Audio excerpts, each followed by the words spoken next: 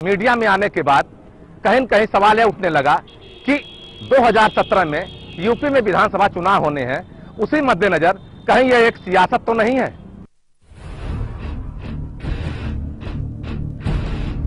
अयोध्या में राम मंदिर के लिए आए शिलाओं की ये खेप और उनकी पूजा करते राम जन्मभूमि न्यास के अध्यक्ष महंत नृत्य गोपाल दास। पूजा की इन तस्वीरों ने सियासी माहौल तो गरमा ही दिया है। विवादित जगह से दूर कार सेवक पूरम में रखे इन बेजान पत्थरों की खेप से प्रशासन चौकन्ना हो गया है। इलाकों में सुरक्षा कड़ी कर दी गई है और राजनीतिक गतिविधियों पर कड़ी निगाह रखी जाने लगी है। राम मंदिर के निर्माण में मेरे को जो कहा जाता है वो मैं करती हूँ, इसके अलावा मैं इस पे कभी कोई पॉलिटिकल स्टेटमेंट नहीं दी। इस बीच विपक्ष की आशंका बढ़ गई है। विपक्ष का मानना है कि बीजेपी के शह पर ऐसा हो रहा है। वहीं मायावती ने सूबे की सत्ताधारी समाजवादी पार्टी पर आरोप लगाते हुए कहा है कि सूबे में माहौल खराब करने की कोशिश हो रही है। समाजवादी पार्टी की सरकार की जिम्मेवारी बनती है कि जब ये मामला माननीय सुप्रीम कोर्ट में लंबित पड़ा है तो वहाँ पर कोई ऐसा काम नहीं करने देना चाहिए कि जिससे वहाँ पर सांप्रदायिक तनाव पैदा हो जाए। 1992 में जब बाबरी मस्जिद की शहादत हुई, गिरा दी गई, उस समय भी वहां की सरकार भारतीय जनता पार्टी की सरकार थी। उन्होंने सुप्रीम कोर्ट में एफिडेविट फाइल किया था कि हम स्ट्रक्चर को आंच नहीं आने देंगे, और फिर भी सोची समझी चाल के तहत, साजिश के तहत वो स्ट्रक्चर गिरा दिया गया, बाबरी मस्जिद गिरा दी गई। तो इनका कोई भरोसा नहीं है, राजनीतिक लाभ लेने के लिए वो किसी भी सीमा तक जा सकते हैं। दरअसल राम मंदिर के लिए देश भर से पत्थर इकट्ठा करने का विश्व हिंदू परिषद ने ऐलान किया था। इसके 6 महीने बाद पहली बार अयोध्या में रविवार को पहली बार पत्थरों की खेप पहुंची। दूसरी तरफ नृत्य गोपाल दास का दावा है कि मंदिर निर्माण के लिए मोदी सरकार सहमत है, लेकिन केंद्र की तरफ से अभी कोई मंजूरी नहीं मिली है। महंत ने साफ कहा कि राम मंदिर निर्माण का वक्त आ गया है और पत्थरों के आने का सिलसिला जारी रहेगा। जबकि बाबरी मस्जिद के याचिकाकर्ता हाशिम अंसारी ने पीएम मोदी से इसे रुकवाने की अपील की है। पावन जन्मभूमि पर मंदिर के निर्माण का समय आ गया है, जिसकी हम लोग बहुत काल से प्रतीक्षा कर रहे थे। भगवान की कृपा से वो समय अब आ गया है। इसलिए जब मंदिर निर्माण होगा उसके लिए पत्थर की आवश्यकता है। पत्थर बहुत दिनों से प्रतीक्षा कर रहा है और काफी पत्थर आ गया है और बहुत मात्रा में अभी आना बाकी है। जो लोग आजादी के बाद से लेकर आज तक बाबरी मस्जिद को जन्मभूमि बनाने की राजनीति कर रहे हैं, ये अपने मजहब का मजाक उड़ाते हैं। जो लोग सीधा पूजन कर रहे हैं, इनका कोई मजहब नहीं है। ये अपने मजहब को भी नहीं मानते और न देश के कानून को मानते हैं। देश के कानून को पैरों से कुचल रहे हैं और हम सुप्रीम कोर्ट के अलावा कोई किस्म का बयान नहीं देंगे। हमारे खिलाफ जो लोग पहले गए हैं सुप्रीम कोर्ट, हम उसकी पैरवी करेंगे और हम अदालत के हर कानून को मानेंगे। दूसरी तरफ सूबे की सत्ताधारी समाजवादी पार्टी का आरोप है कि बीजेपी सियासी फायदे के लिए ऐसा कर रही है। पार्टी का कहना है कि जैसे ही चुनाव नजदीक आते हैं, बीजेपी और वीएचपी को राम मंदिर की याद आ जाती है। वो तो चुनाव जब आता है तब हमेशा ये बातें शुरू करते हैं। चुनाव खत्म हो जाएगा, फिर ये मामला खत्म हो जाएगा, फिर चुनाव आएगा, तब फिर इनका जो है पत्थर तराशना शुरू करते हैं। नवंबर में ही कोलकाता में संघ प्रमुख मोहन भागवत ने जिस तरह राम मंदिर बनाने के लिए कार्यकर्ताओं से बलिदान देने के लिए तैयार रहने की अपील की थी, उसके संकेत साफ थे कि संघ परिवार राम मंदिर को लेकर नई तैयारी में है। वीएचपी नेता अशोक सिंघल के निधन पर ही राम मंदिर को लेकर जिस तरह चर्चाएं हुई, उससे साफ है कि कहीं न कहीं अंदर खाने में राम मंदिर को लेकर कोई खिचड़ी जरूर पक रही है। ब्यूरो रिपोर्ट के साथ राघवेंद्र त्रिपाठी, लाइव इंडिया। इसी राम मंदिर मुद्दे पर सवार होकर बीजेपी ने पहली बार यूपी में सत्ता का स्वाद चखा। 2 सांसदों वाली यह पार्टी देखते ही देखते एक बड़ी शक्ति बनकर उभरी। अब तो दिल्ली में इसकी पूर्ण बहुमत की सरकार है, लेकिन सवाल वही है कि राम मंदिर का क्या होगा।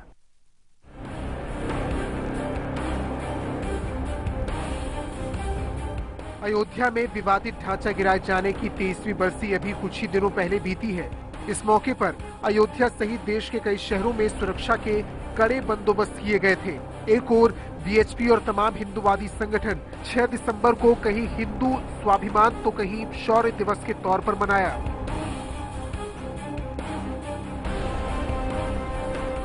वहीं मुस्लिम संगठनों ने विवादित ढांचे के विध्वंस के विरोध में कई शहरों में बंद और प्रदर्शन का आह्वान किया था। इसके लिए जिला प्रशासन ने सुरक्षा के कड़े इंतजाम करते हुए धारा 144 पहले ही लागू कर दी थी।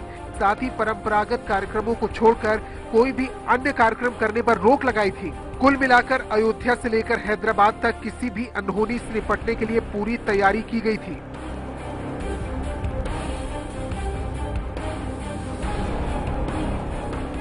अब अयोध्या का मुद्दा एक बार फिर उठने के बाद पुलिस चौकन्नी हो गई है और इस मामले में एक खुफिया रिपोर्ट डीजीपी को सौंपी गई है। जो वहाँ की रीजनल इकाई है हम लोगों की, एसपीआर वहाँ पे तैनात हैं, उनके माध्यम से एक गोपनीय रिपोर्ट जो है वो संकलित कराई जा रही है और इसके बारे में सभी जो सीनियर ऑफिसर्स हैं उनको उसके डेवलपमेंट्स के बारे में शेयर करने की बात कही गई है।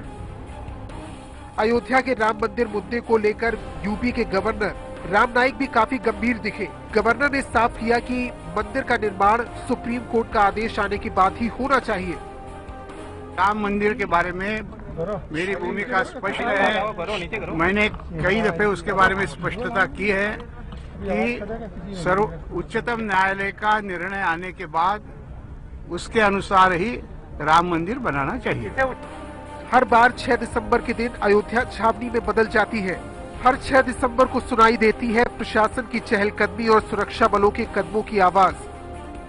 आरोप लग रहे हैं कि 6 दिसंबर 1992 की तारीख से आगे बढ़ चली अयोध्या को एक बार फिर पीछे धकेलने की कोशिश की जा रही है। सवाल उठता है कि क्या साल 2017 में आने वाले यूपी के विधानसभा चुनावों को देखते हुए अयोध्या में राम मंदिर के मुद्दे को एक बार फिर उठाया जा रहा है।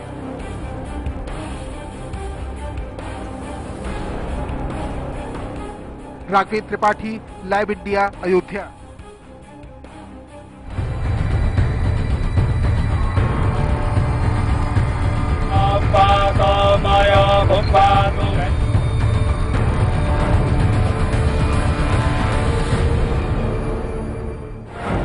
आपने घेरा, अपनों ने घेरा, कांग्रेस ने घेरा, जांच ने घेरा, चक्रव्यूह में जेटली। देखिए आज रात 10:30 पर। कैसा हो हमारा घर, जो घर से बढ़कर हो, सुकून और खुशी के साथ एक पहचान हो। Presidency infra Heights Yamuna expressway पर लेकर आए हैं एक premium project, presidency Heights, 100% FDI project adjacent to F1 Buddh International Circuit. Construction is in full swing. Presidency Infra Heights. More life, more style. Right from childhood I knew I was a born leader. And my first job made me realize just how much. It taught me lessons you can't learn at other jobs. Man management, time management, crisis management, you name it. I was leading a team right from my first day. And the number of years I put in had nothing to do with the great amount of experience I took home. And the best part is that my first job made my second career possible. We are India's most exciting workplace and we are making you an offer. The Indian Army. Live a life less ordinary.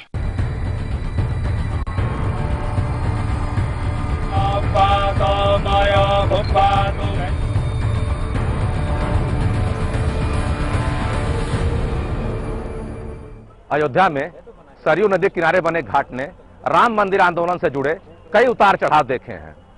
न जाने कितने साधु संतों और नेताओं ने कस्में खाई कि अयोध्या में भव्य राम मंदिर का निर्माण होगा, लेकिन राम मंदिर आंदोलन जहां तब था वहीं आज भी खड़ा है।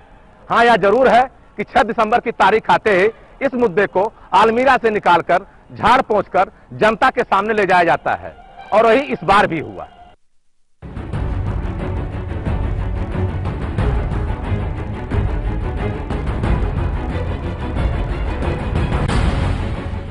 पिछले साल इन्हीं दिनों अयोध्या में घना कोहरा छाया था। मगर इस बरस धुंध छटने लगी है। धुंध के उस पार से लोग और चेहरे साफ साफ दिखने लगे हैं। वो चेहरे जो पिछले साल तक मोदी सरकार को राम मंदिर के मुद्दे पर राहत देने के मूड में थे, अब उन चेहरों, उन तस्वीरों के सुर बदलने लगे हैं। बात हो रही है आरएसएस प्रमुख मोहन भागवत की। संघ प्रमुख मोहन भागवत ने अयोध्या में राम मंदिर निर्माण के मुद्दे पर बयान देकर अपने पुराने और सबसे अहम एजेंडे को एक बार फिर गरमा दिया है। भागवत का ये बयान 2 दिसंबर को उस वक्त सामने आया जब 1990 में राम मंदिर आंदोलन में मारे गए कार सेवक कोठारी बंधुओं की श्रद्धांजलि सभा में हिस्सा लेने वो कोलकाता पहुंचे थे। मोहन भागवत ने कहा, हमें राम मंदिर बनाना है। कब कैसे अवतार आएगा आज कोई नहीं बता सकता है, लेकिन तब कैसे कितनी तैयारी रखनी पड़ेगी आपके सामने जीवन है, ये करेंगे तो फिर भव्य राम मंदिर बनेगा। उतना लंबा समय नहीं लगेगा, शायद हमारे जीते जी हमारी आंखों के सामने उस भव्य लक्ष्य का हमारा सारा सपना सच होगा। संघ की बात, पत्थर की लकीर। बीजेपी हो या फिर विश्व हिंदू परिषद, संघ प्रमुख मोहन भागवत सबके गुरु हैं। संघ और उससे जुड़े संगठनों में उनकी कही हर बात पत्थर की लकीर की तरह मानी जाती है। खास बात यह है कि केंद्र में बीजेपी की सरकार बनने के बाद मंदिर मुद्दे पर मोहन भागवत का ये पहला बयान नहीं है, लेकिन इस बार उनके इस बयान को अहमियत भरी नजर से देखा जा रहा है।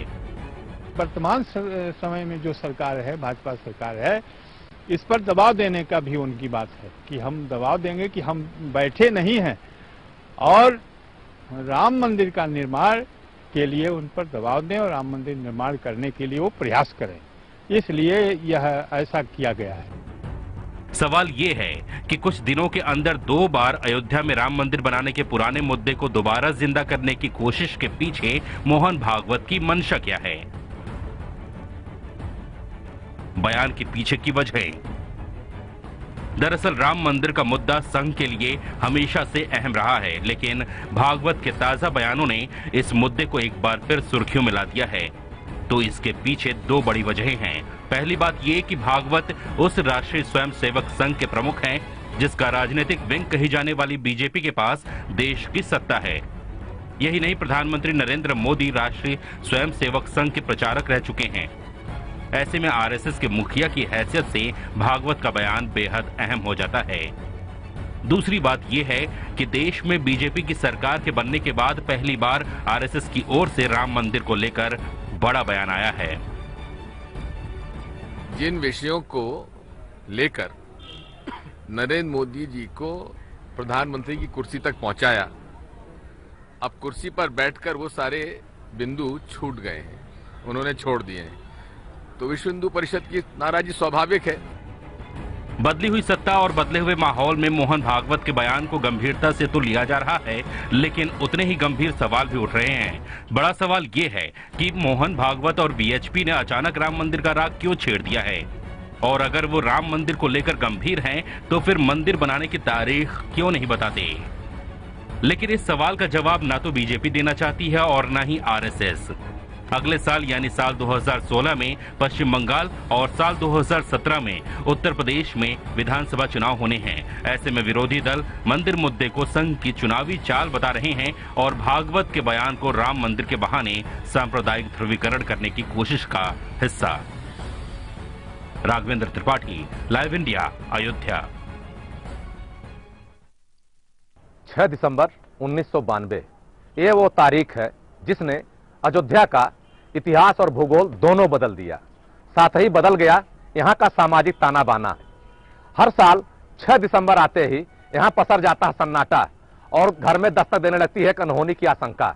हर आदमी आशंकित होकर एक दूसरे से ही पूछता है कि इस साल न जाने क्या होगा।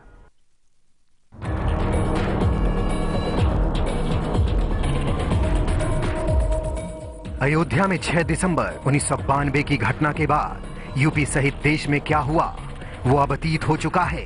घटना के करीब 2.5 दशक गुजर जाने के बाद कोई भी उस दौर को याद नहीं करना चाहता, ना तो नई पीढ़ी और ना ही उस समय के गवाह रहे लोग, सिवाय राजनीतिक दलों के, क्योंकि कहीं ना कहीं ये मसला उनके लिए आज भी राजनीतिक मुद्दा है। अयोध्या के राम जन्मभूमि बनाम बाबरी मस्जिद के धार्मिक स्थल के मालिकाना हक का विवाद सुप्रीम कोर्ट की चौखट पर है, मगर कहा जा रहा है कि हाई कोर्ट से पुराने रिकॉर्ड न पहुंच पाने के कारण अभी सुनवाई शुरू नहीं हो पाई है।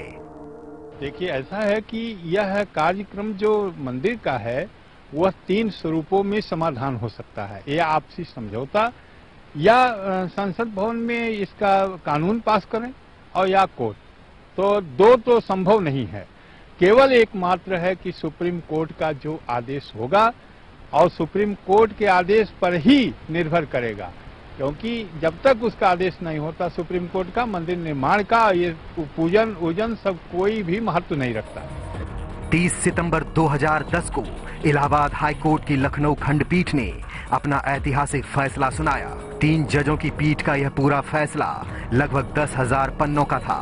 Justice Dharmveer Sharma, justice SU Khan और सुधीर अग्रवाल ने विवादित स्थल को 3 पक्षों हिंदू, मुस्लिम और निर्मोही अखाड़े में बराबर बराबर बांटने को कहा। रामलला की मूर्तियों वाला हिस्सा हिंदुओं को, राम चबूतरा भंडार और सीता रसोई निर्मोही अखाड़े को, और परिसर का 1/3 हिस्सा सुन्नी वक्फ बोर्ड को दिया गया। हाई कोर्ट ने पुरातत्व विभाग के खनन के आधार पर यह फैसला सुनाया। फिलहाल जहां पर प्रतिमा बनी है वहां यथावत स्थिति बरकरार रखने का आदेश है, यानी वहां से रामलला की प्रतिमा को ना हटाया जाए। लेकिन अदालत ने ये भी पाया कि कुछ हिस्सों पर, जिसमें सीता रसोई और राम चबूतरा शामिल है, निर्मोही अखाड़े का भी दावा रहा है। इसलिए ये हिस्सा निर्मोही अखाड़े के पास ही रखने का आदेश दे दिया गया। अदालत ने फैसला भी दिया है कि इस जमीन के कुछ हिस्सों पर मुसलमानों का भी दावा बनता है, इसलिए जमीन का 1/3 हिस्सा सुन्नी वक्फ बोर्ड को दे दिया जाए। तो ये पत्थर काटने का काम कोई नया नहीं है।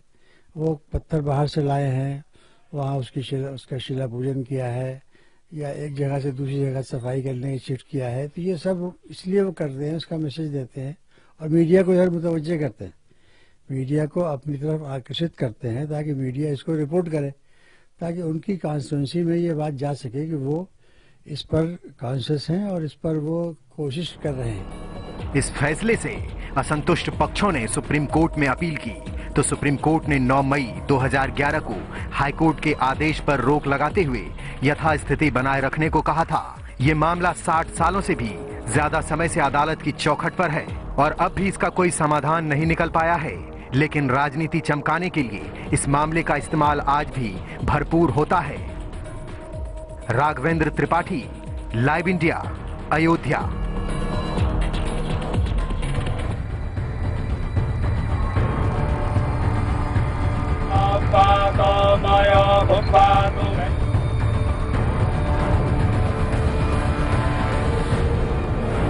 आपने घेरा, अपनों ने घेरा, कांग्रेस ने घेरा, जांच ने घेरा, चक्रव्यूह में जेटली। देखिए आज रात 10:30 पर। आपका साधारण टैंक में लगातार प्रॉब्लम, तो प्लम्बर के साथ ऐसा करीबी रिश्ता जुड़ेगा ही। ले आइए सिंटेक्स का triple layered water storage solution. Sintex, we make sense. कैसा हो हमारा घर, जो घर से बढ़कर हो, सुकून और खुशी के साथ एक पहचान हो। Presidency infra Heights Yamuna expressway पर लेकर आए हैं एक premium project, presidency Heights, 100% FDI project adjacent to F1 Budh International Circuit. Construction is in full swing. Presidency Infra Heights. More life, more style.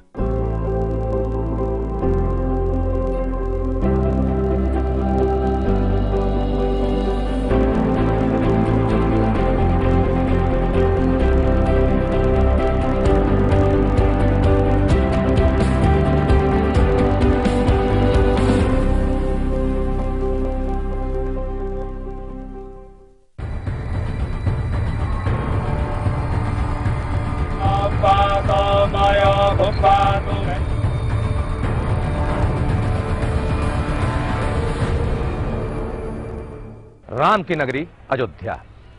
Ayodhya की ये जमीन किसकी है, इस पर करीब 450 साल से विवाद है। आखिर ये विवादित जमीन किसकी है, आपको बताते हैं। आखिर क्या है अयोध्या भूमि विवाद? राजनीति से अलग भी अयोध्या में राम मंदिर और मस्जिद का एक इतिहास है और इस विवाद को गहराई से समझने के लिए इसके अतीत पर नजर डालना जरूरी है। इसकी शुरुआत हुई मुगल बादशाह बाबर के दिल्ली आक्रमण और साम्राज्य विस्तार से। साल 1526 में बाबर ने दिल्ली सुल्तान इब्राहिम लोधी को हराया और अपना साम्राज्य विस्तार करना शुरू किया। इसी मुहिम के तहत बाबर के खास सिपहसालार मीर बाकी ने अवध के इलाके को अपने कब्जे में ले लिया था, जिसके बाद मीर बाकी ने 1528 में अयोध्या के रामकोट में एक मस्जिद का निर्माण करवाया, जिसे मस्जिद जन्मस्थान और बाबरी मस्जिद के नाम से पुकारा गया। यहीं से राम मंदिर विवाद शुरू हुआ। हिंदुओं ने इसे भगवान राम का जन्म स्थान बताकर उसे अपने कब्जे में लेने की कोशिश की और मस्जिद के बाहरी हिस्से में हिंदू पूजा अर्चना करते रहे। वहीं मस्जिद के अंदर मुसलमानों ने नमाज पढ़ना जारी रखा। अंग्रेज शासन में भी हिंदू पक्ष ने मस्जिद को कब्जे में दिए जाने की गुहार लगाई, लेकिन फैसलाबाद के कमिश्नर ने इसे ये कहते हुए ठुकरा दिया कि अब सैकड़ों साल के बाद इस स्थिति में बदलाव नहीं किया जा सकता। देश की आजादी के साथ ही 1949 में एक बार फिर अयोध्या भूमि विवाद गहराया। इसी साल दिसंबर महीने में एक दिन किसी ने मस्जिद के अंदर और मुख्य गुंबद के नीचे भगवान राम और सीता की मूर्तियां रख दी। जनवरी 1950 में गोपाल सिंह विशारद नाम के शख्स ने फैसलाबाद की अदालत में पहला मुकदमा दाखिल करके इस जगह पर पूजा करने की इजाजत मांगी थी। दिसंबर 1950 में दूसरा मुकदमा दाखिल हुआ और इस बार राम जन्मभूमि न्यास की तरफ से महंत परमहंस रामचंद्र दास ने भी कोर्ट से पूजा करने की अनुमति मांगी। दिसंबर 1959 में निर्मोही अखाड़े ने भी राम जन्मभूमि पर अपना दावा ठोक कर कहा कि ऐतिहासिक रूप से वही अयोध्या में राम मंदिर की देखभाल करता रहा है और इस विवादित जगह पर उसे कब्जा दिया जाए। 1961 में सुन्नी सेंट्रल वक्फ बोर्ड ने फैसलाबाद की कोर्ट में अर्जी देकर मूर्तियों को हटाने और मस्जिद पर कब्जे की मांग की। अप्रैल 1964 में फैसलाबाद कोर्ट ने सभी 4 अर्जियों पर एक साथ सुनवाई का फैसला लिया। हालांकि मंदिर मुद्दे का ये पूरा मामला फैसलाबाद कोर्ट में भी टलता रहा। 1989 में इलाहाबाद हाईकोर्ट ने अब तक दाखिल सभी दावों पर खुद सुनवाई करने का फैसला किया और 3 जजों की विशेष बेंच का गठन भी किया गया।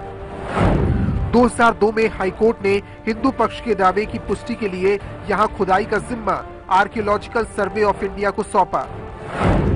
एएसआई की रिपोर्ट में बाबरी मस्जिद वाली जगह पर भव्य हिंदू मंदिर होने की बात कही गई। 30 सितंबर 2010 को इलाहाबाद हाईकोर्ट के जस्टिस सुधीर अग्रवाल, एसयू खान और डीवी शर्मा की बेंच ने मंदिर मुद्दे पर अपना फैसला भी सुना दिया। हाईकोर्ट के 3 जजों की बेंच ने एएसआई की रिपोर्ट पर यह माना कि बाबरी मस्जिद से पहले वहां एक भव्य हिंदू मंदिर था।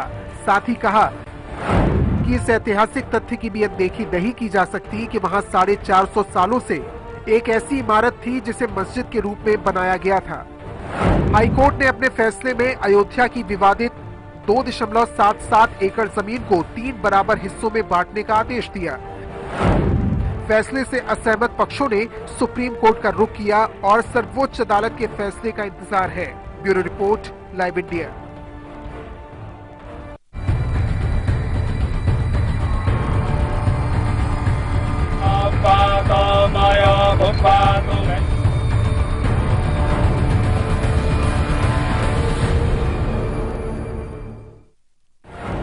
आपने घेरा, अपनों ने घेरा, कांग्रेस ने घेरा, जांच ने घेरा, चक्रव्यूह में जेटली।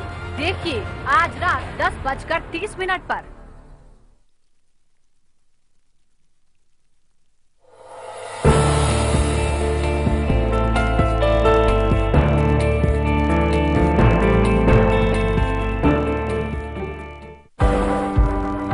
एक शहर जो हर सपने को देता है उड़ान। लोकल की पटरियों पर डोलती जिंदगी का उफान। यहाँ पल पल बदलती है सियासी चाल। यहाँ अंडरवर्ल्ड के साए से होती है जंग। ना सोता है ये शहर, ना सोते हैं हम, क्योंकि खबर दिखाते हैं हम।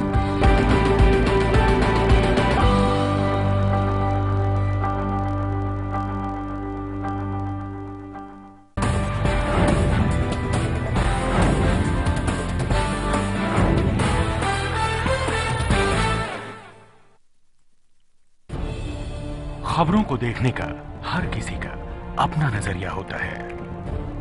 मैं तो सिर्फ सवाल उठाता हूं, आपके सवाल आपकी आवाज बनकर। लाइव इंडिया, खबर हमारी, फैसला आपका।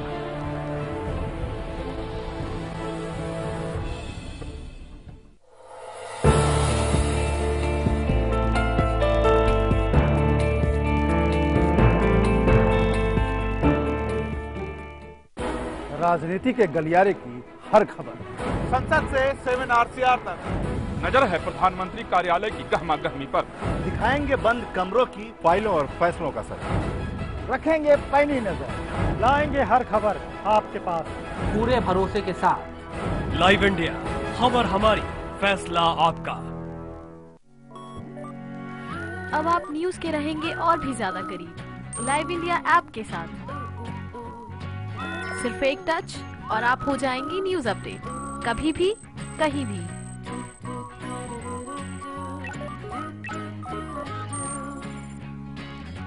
लाइव इंडिया ऐप हथेली पर दुनिया। डाउनलोड करें गूगल प्ले स्टोर और ऐप स्टोर से।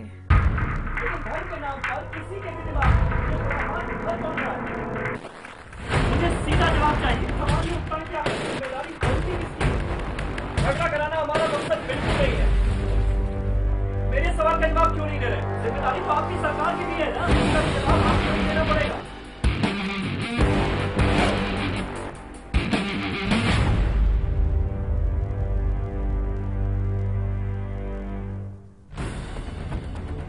खबरों के ताने बाने से दिन भर की चुनी हुई 50 खबरें, हर वो खबर जो सीधे जुड़ी है आपसे। देखिए हमारे साथ लाइव 50 में।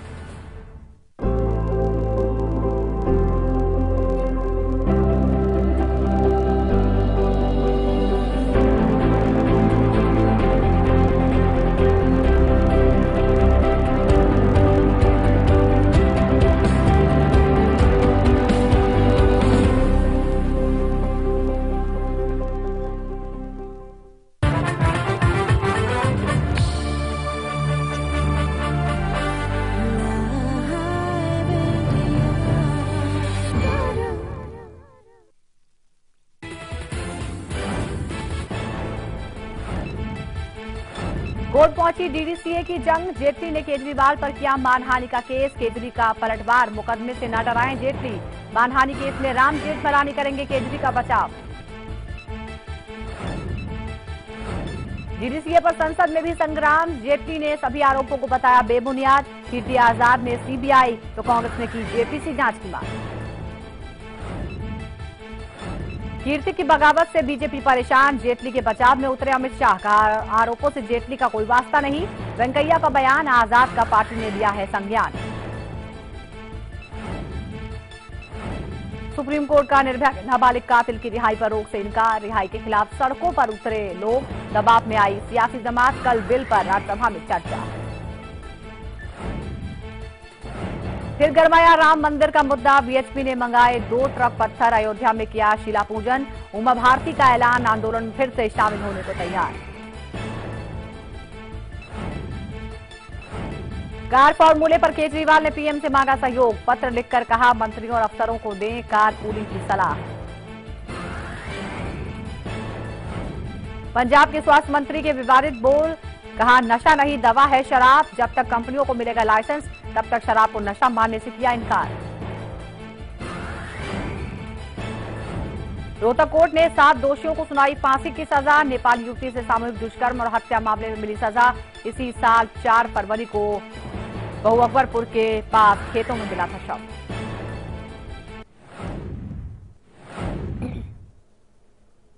नमस्कार, लाइव इंडिया देख रहे हैं आप। मैं हूं सुजाता और डीडीसीए में धांधली को लेकर शुरू हुई लड़ाई सड़क और संसद से होते हुए अब कोर्ट तक पहुंच गई है। अरुण जेटली खुद पर लगे दाग को धोने के लिए अदालत पहुंचे हैं। उन्होंने केजरीवाल समेत आम आदमी पार्टी के 6 नेताओं के खिलाफ आपराधिक मानहानि का केस दर्ज कराया है। इसके बावजूद आज भी इस मुद्दे को लेकर संसद में जमकर हंगामा हुआ, लेकिन बीजेपी ये नहीं सोच पा रही है कि वो कीर्ति आजाद पर कैसे काबू